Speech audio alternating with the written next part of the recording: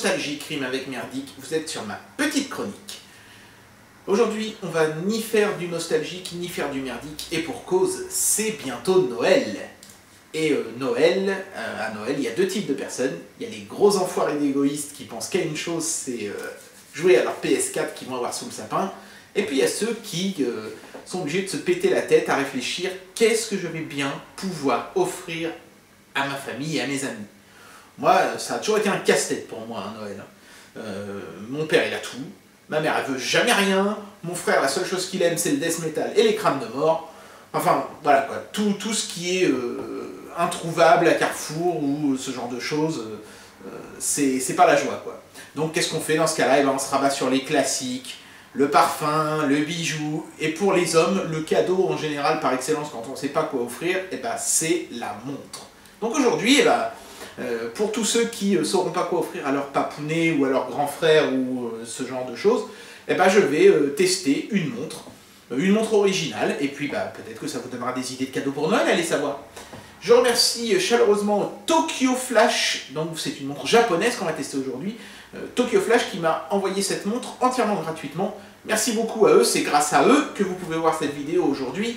Alors allons-y, c'est parti pour le test. Les montres, il en existe de toutes sortes, hein. Ça va de la montre à 50 centimes comme celle-ci par exemple, que vous pouvez avoir en ce moment dans les McDonald's.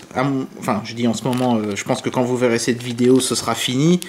Ce sera passé certainement à autre chose. Ces petites montres à cristaux liquides qui valent pas un radis évidemment, mais bon, qui plaisent beaucoup aux gosses parce qu'elles ont souvent des formes originales.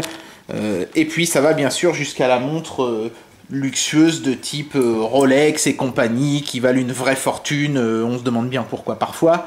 Enfin bref. Moi, je vais vous parler de la montre que j'ai actuellement, comme ça, ça nous fera un petit point de repère, et ensuite, évidemment, on testera celle que m'a envoyée Tokyo Flash. Moi, la montre que j'ai, c'est celle-ci. C'est une montre Seiko, qui est en fait une montre automatique, c'est-à-dire que vous n'avez pas besoin de mettre de pile dedans, elle fonctionne en se rechargeant grâce au mouvement de votre poignet. Et je ne sais pas pourquoi...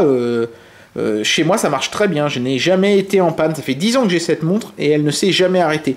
Peut-être parce que je bouge beaucoup le poignet, hein. C'est certainement pour ça. Donc écoutez, tant mieux pour moi, hein. Ça fait que j'ai une montre qui n'a pas besoin de pile, ça fait 10 ans que je l'ai, c'est ma femme qui me l'a offerte avec son premier salaire en France, donc j'y tiens énormément. C'est pour ça que cette montre sera certainement un cadeau pour un des membres de ma famille, je ne sais pas encore lequel. Mais voilà, bref. Donc déjà, première bonne surprise, Tokyo Flash nous envoie ça dans un petit carton personnalisé. C'est marqué Tokyo Flash un petit peu partout, ici, là, ici et là. Le seul endroit où il n'y a pas marqué Tokyo Flash, en fait, c'est sur le dessous. Alors il y avait plein d'étiquettes, hein, c'est pour ça que le carton est un petit peu abîmé, il y avait les étiquettes de la douane, etc. Donc Tokyo Flash a eu l'intelligence de mettre la montre à 0 €, comme ça, j'ai même pas eu besoin de payer la douane. Alors, cette montre que vous allez voir, c'est la Kisai Spider, si je dis pas de bêtises. Kisai apparemment c'est la gamme, et Spider donc c'est le modèle. Et après il y avait plusieurs couleurs, donc vous allez voir la montre couleur noire avec l'affichage noir, mais vous pouvez aussi avoir la couleur acier je crois, et l'affichage peut être rouge ou vert, enfin c'est un affichage à cristaux liquides. Tokyo Flash, ils font des montres d'un genre un peu particulier. Donc avant d'ouvrir la boîte, je vais vous donner un petit topo sur Tokyo Flash. Tokyo Flash, ils font ce qu'on appelle des montres cryptiques, c'est-à-dire des montres sur lesquelles l'affichage de l'heure n'est pas aussi simple qu'il devrait l'être. En général, sur une montre, l'affichage, il est soit par aiguille, ça tout le monde connaît, soit par cristaux liquides, hein, comme on voyait tout à l'heure. Bon là, elle n'est pas à l'heure cette montre, hein, mais vous voyez, on voit clairement, c'est marqué 11h30, donc s'il était bel et bien 11h30, j'aurais aucune difficulté à lire l'heure. N'importe qui pourrait lire l'heure sur n'importe laquelle de ces deux montres, mais pas sur celle-là. Les montres de chez Tokyo Flash affichent l'heure d'une manière un petit peu codée, on va dire. Donc si vous n'avez pas les connaissances requises, entre guillemets, qui sont bien sûr fournies dans le manuel avec la montre, vous ne saurez pas lire l'heure sur cette montre. Il y a beaucoup de montres chez Tokyo Flash qui fonctionnent avec des LED, et dans ce cas-là, elles ont une batterie rechargeable qui se recharge en USB, mais celle-ci fonctionne en LCD, donc c'est un petit peu plus traditionnel. C'est surtout au niveau de l'affichage, vous allez le constater, que c'est radicalement différent d'une montre traditionnelle. Avant d'ouvrir le carton, un petit mot sur l'emballage. Vous allez encore dire, ah non, pitié, passe pas 3 heures sur l'emballage. Non, mais juste un petit mot sur l'emballage en général des montres. Une montre, c'est un produit, entre guillemets, de luxe. Hein. Bon, évidemment, sauf ce genre de montre de merde, hein, vous avez bien compris. Mais sinon, la montre doit toujours véhiculer un petit peu un côté glamour, un peu comme un bijou, quoi. Ça, c'était la boîte dans laquelle était livrée ma Seiko. Donc, vous voyez, c'est un bel écrin en simili-cuir, ça brille, les finitions sont quand même très jolies. À l'intérieur, on a un petit coussin en velours, enfin, imitation velours, j'imagine. C'est très classe, c'est très joli. Là, il y a le certificat d'authenticité, là, il y a la petite notice, etc. Donc, c'est très beau, c'est très classe. Donc on va voir comment s'en sort Tokyo Flash à ce niveau-là, mais je tenais quand même à montrer un petit peu... voilà, ça c'est ce qu'on attend d'une montre qui vaut quand même un certain prix. Ma montre, elle valait dans les 100 € à peu près. La montre qu'on va tester aujourd'hui vaut 115 € sur le site de Tokyo Flash. Donc on devrait s'attendre à avoir ce genre de choses. Et vous allez voir que malheureusement ça commence un petit peu mal, c'est pas tout à fait le cas. Bien sûr, ce carton, lui, il est là pour l'expédition. Le vrai emballage de la montre se trouve à l'intérieur. Alors, on va faire un petit unboxing. Donc, c'est bien protégé, il y a du papier bulle. C'est pas juste un carré de papier bulle, c'est une pochette. Hop. Et voici donc l'écrin de la Kisai Spider. C'est classe, c'est bien fait. Hein. Il y a le petit logo en surbrillance. Il y a un petit slogan. Change the way you think about time. Changez votre façon de penser à l'heure. Et c'est exactement ça d'ailleurs. Hein.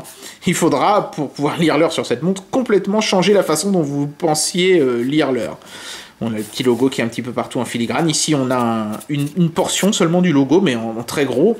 Le logo devrait en fait se situer à peu près là. Non, c'est plutôt classe, c'est plutôt pas mal foutu, mais c'est juste du carton, quoi. Même s'il est de bonne qualité, on est quand même loin du simili-cuir qu'on avait sur la Seiko. Donc, petit peu déçu à ce niveau-là. Par contre, l'ouverture est assez bien faite. Il y a une petite encoche ici. La découpe est assez originale. On a une petite notice. Alors, avant de vous montrer la montre, on va parler de la notice vite fait. Donc, cette notice est importante, puisque vous l'avez compris, sans elle, vous avez fort peu de chances de savoir lire l'heure sur cette montre. Donc, je vais essayer de vous expliquer un petit peu comment on lit l'heure sur cette chose. Donc déjà sur la première page, vous pouvez voir qu'on nous explique qu'il y a deux boutons, le bouton B à gauche, le bouton A à droite. C'est bizarre, moi j'aurais plutôt fait l'inverse, j'aurais mis les boutons dans l'ordre alphabétique, mais bon. Et puis vous pouvez voir ici au centre la façon dont l'heure s'affiche. Donc là, en fait, cette espèce de charabia, c'est l'heure.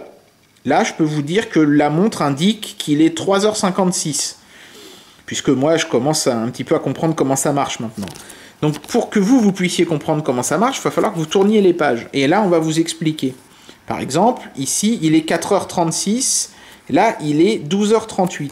Donc en fait, c'est expliqué, hein, cette montre utilise un écran LCD qui est toujours allumé.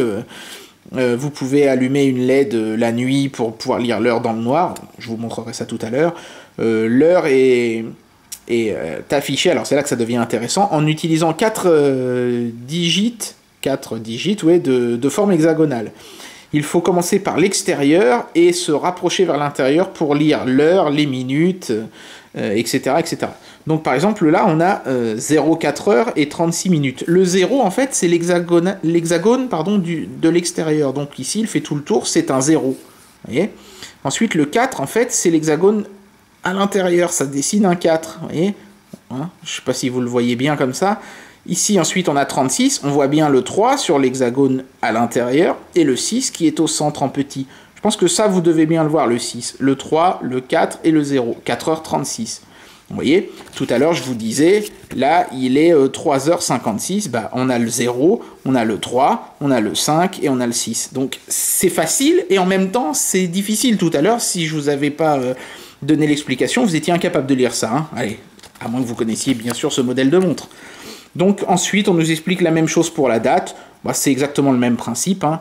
Mars le 29, donc 03 c'est mars, et puis 29, tac, 2, 9, voilà. Ça demande un petit peu d'habitude, évidemment, un petit peu de pratique, mais au bout d'un moment, ça devient presque naturel de lire l'heure et la date sur cette petite montre. Le seul truc que je trouve un peu bizarre, c'est l'icône de la date. Je sais pas si on le voit bien, je vais zoomer. On dirait l'icône de la batterie, plutôt. Ça me fait plutôt penser à une icône qui me dirait que j'ai presque plus de batterie, alors qu'en fait c'est l'icône de la date. Ouais, bon bah écoutez, je vois pas bien, je sais pas pourquoi ils ont pas, je sais pas, mis l'icône d'un petit calendrier ou quelque chose, ça aurait été peut-être un petit peu plus clair pour tout le monde. Et puis ensuite, eh bien, on nous explique comment régler l'heure, etc. Bon, la notice, elle est claire, hein, elle est elle est dans un anglais tout à fait bien explicite, etc. Il n'y a pas d'oubli, on nous donne même les caractéristiques de la montre, etc. Bon, c'est intéressant. On voit par exemple qu'elle est étanche 3 mètres, donc c'est-à-dire grosso modo à peu près seulement aux éclaboussures. Mais ce qui me déçoit un petit peu, c'est cet aspect feuille pliée qui est un peu cheap. Le manuel de la Seiko, c'était un vrai manuel avec beaucoup de pages reliées en 36 langues. Là, il n'y a que l'anglais et c'est vraiment très succinct, quoi. Pour une montre à 100 €, on était peut-être un petit peu en droit de s'attendre à mieux. Bon. Malheureusement, pour la montre, au niveau de l'emballage, c'est pas vraiment folichon non plus, puisque ici on a un bout de mousse synthétique. Voilà, pas vraiment très glamour donc. J'aurais préféré un coussin en velours comme sur la Seiko. Ici on a la montre qui est coincée dans un bloc de mousse. Voilà.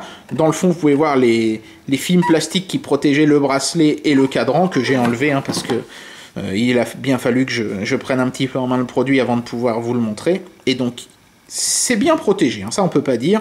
Il y a de la mousse partout, mais bon ça fait un peu industriel comme look. On aurait préféré quelque chose d'un petit peu plus glamour. La première chose que vous remarquez sur la montre aussi, c'est que le cadran est en fait totalement transparent. On voit de l'autre côté.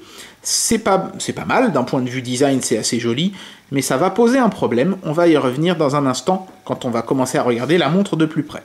C'est parti. Bien, alors avant de mettre cette montre à mon poignet pour vous faire une démo complète, quelques petites impressions sur le produit en lui-même. D'abord, la montre en elle-même est vraiment magnifique. C'est un très bel acier brossé, coloré en noir. Alors je ne sais pas si c'est peint ou si c'est teinté dans la masse, pardon, j'ai un petit doute. Mais c'est vraiment très très joli. Le bracelet est exactement dans la même matière.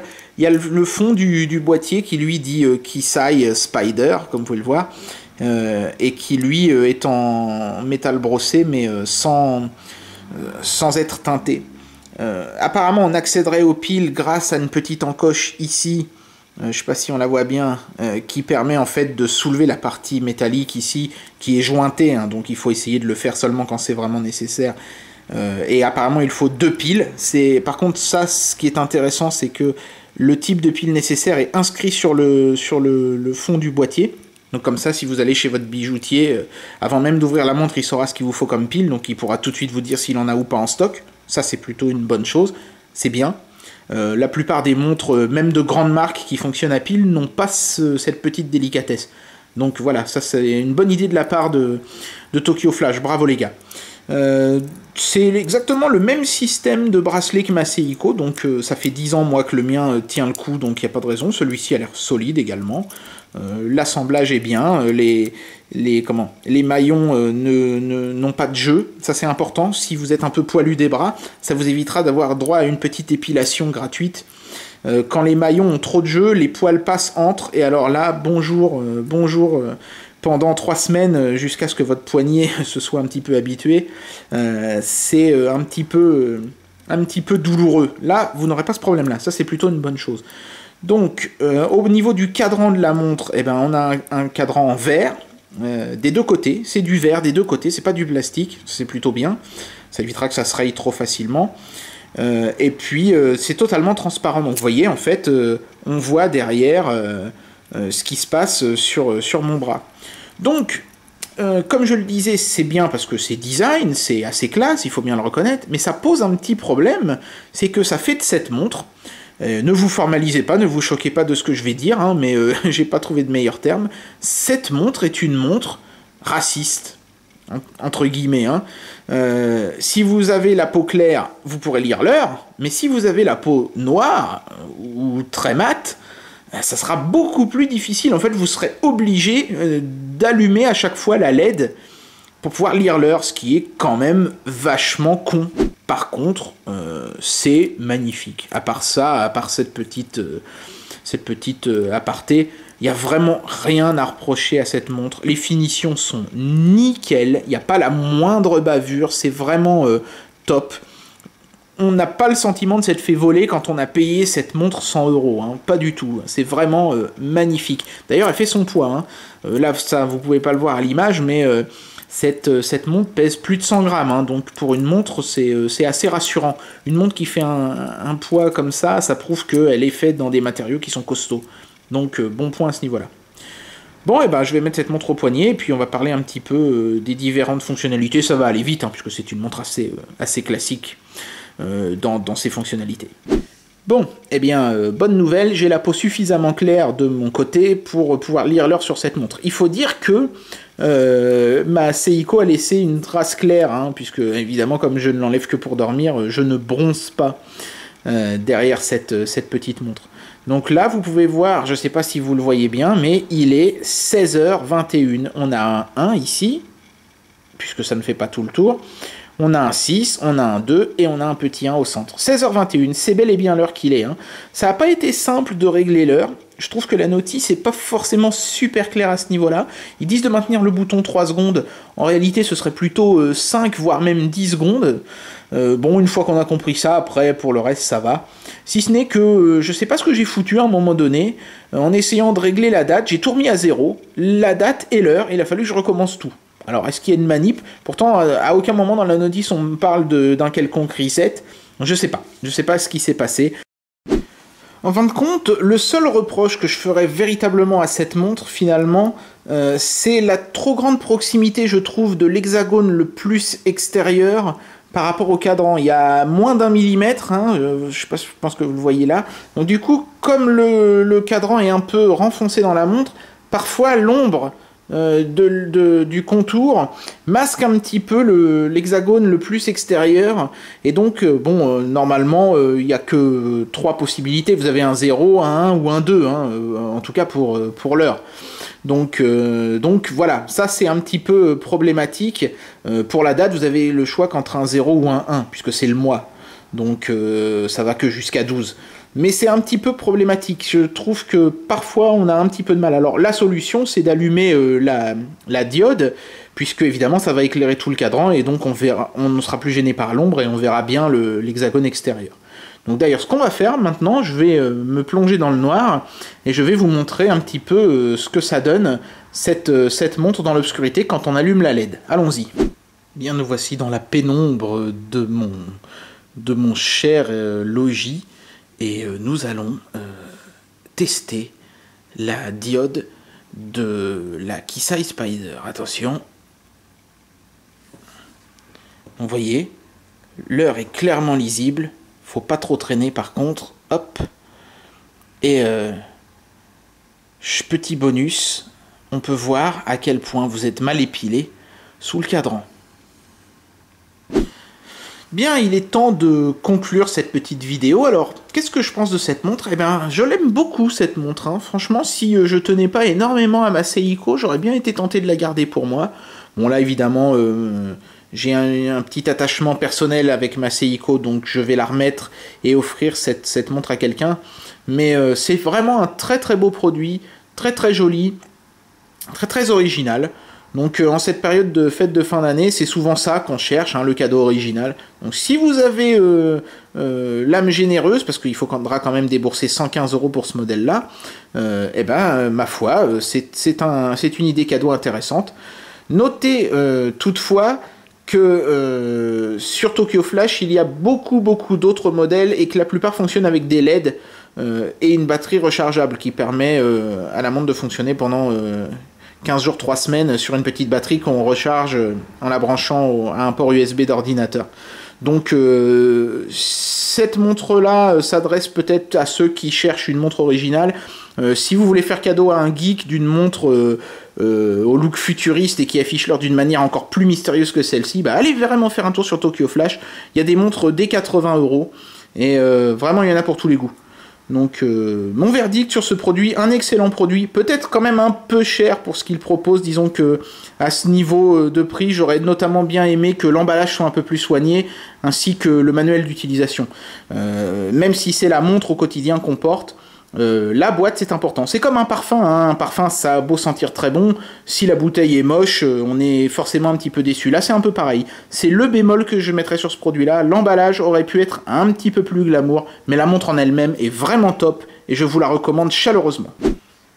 Et voilà, c'est la fin de cette vidéo qui était, vous l'avez remarqué, un petit peu spéciale.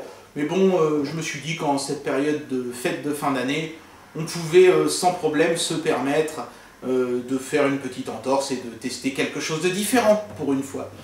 Donc, encore un grand merci à Tokyo Flash pour m'avoir envoyé ce produit. Moi, ça m'a fait du bien de tester quelque chose d'un petit peu différent pour une fois. Et j'espère que malgré tout, vous aurez apprécié cette vidéo.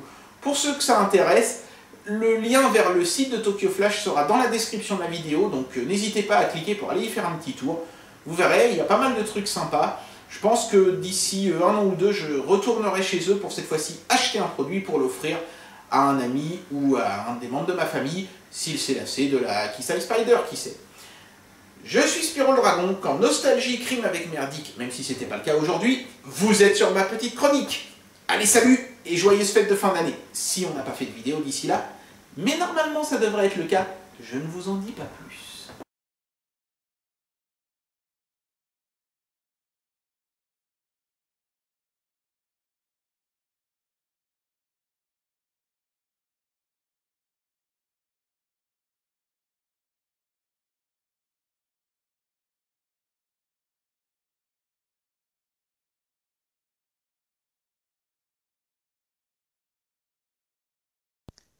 Viande fraîche à vendre.